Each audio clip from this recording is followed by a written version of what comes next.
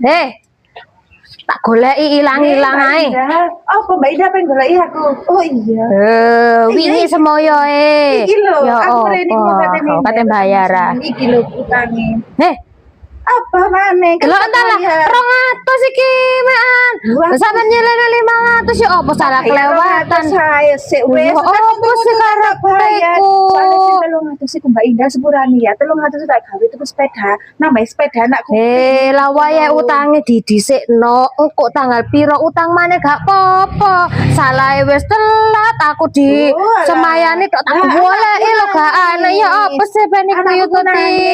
Ya wis Bapak wis Mbak Indah tak bayar iku ae 200 ae 300 ben-ben. So iku lho ya. Tapi niku ngono masih ngono ya. Untung-untungan tak bayar daripada tak bayar. Kok untung-untungan? Wong aku lho ya gak nganakno ya. Wong sampe tak tolong kok iso koyo ngono mbok dhisikno dhisik utange. Tapi kan wis untung tak bayar daripada gak bayar. Ya apa terus iki 300 kurang kapan? Ben aku atau cai-cai. Ben iku tanggal piro? Paling akhir bulan wis aku bayar. Kan wis untung tak bayar. Sampeyan niku. Lho kok untung-untung lho ya wis kewajibane nyao. Lah aku ya apa nangis Mbak Indah.